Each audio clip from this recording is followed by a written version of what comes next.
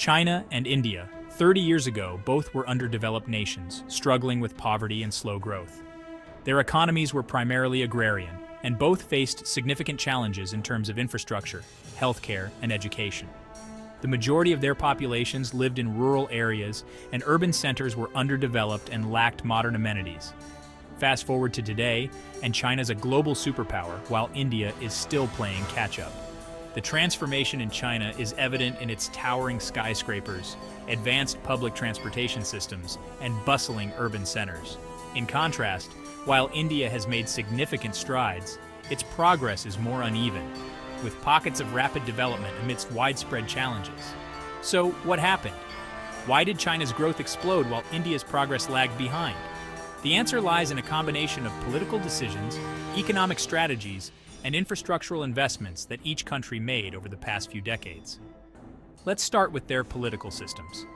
The governance models of China and India have played a crucial role in shaping their economic trajectories. China's one-party rule?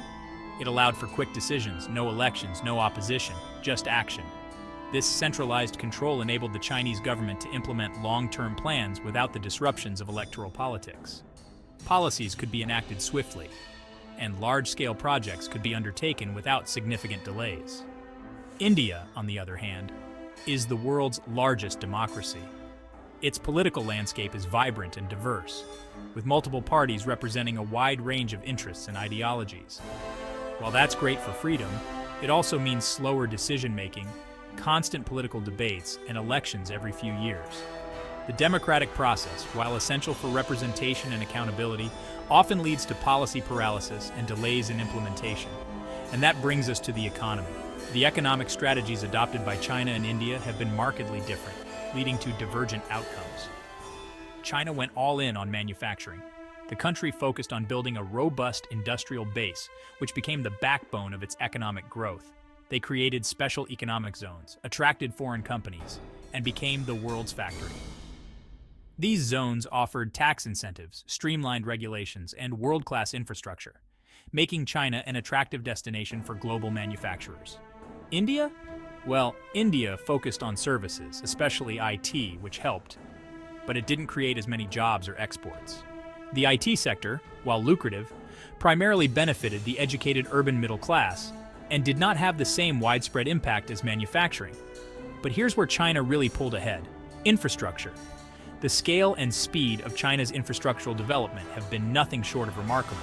China invested trillions in high-speed rail, highways, cities, and airports. These investments not only improved connectivity within the country, but also enhanced China's global trade capabilities. India, it's been slower, held back by bureaucracy, land disputes, and lack of funds. Infrastructure projects often face delays due to regulatory hurdles, land acquisition issues, and funding constraints. And internationally, China became the king of exports, launching the massive Belt and Road Initiative, connecting with countries worldwide. This ambitious project aims to enhance global trade routes and strengthen China's economic ties with other nations. India focused more on its own region, with a slower international trade footprint. While India has made efforts to boost its exports, it has not yet achieved the same level of global integration as China. Of course, this rapid growth came at a cost. The environmental and social impacts of China's rapid industrialization have been significant. China's rise brought pollution, labor exploitation, and environmental damage. The relentless pursuit of economic growth often came at the expense of environmental sustainability and workers' rights. India's slower approach may not have been as explosive, but it's more balanced with labor rights and sustainability. The country has made efforts to promote sustainable development and protect workers' rights, even if it means slower economic growth. So, two countries, two paths. Each has its own set of challenges and achievements, shaped by their unique political, economic, and social contexts.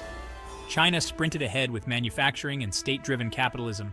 Its centralized approach allowed for rapid industrialization and economic expansion. India chose democracy and services. The result? One became a superpower, fast. The other? Well, its rise is still unfolding. India's journey is ongoing with potential for significant growth in the coming years. What do you think? Is fast growth always worth the cost? The debate continues as both countries navigate their paths to development. Like, share, and subscribe for more insights on the world's biggest transformations.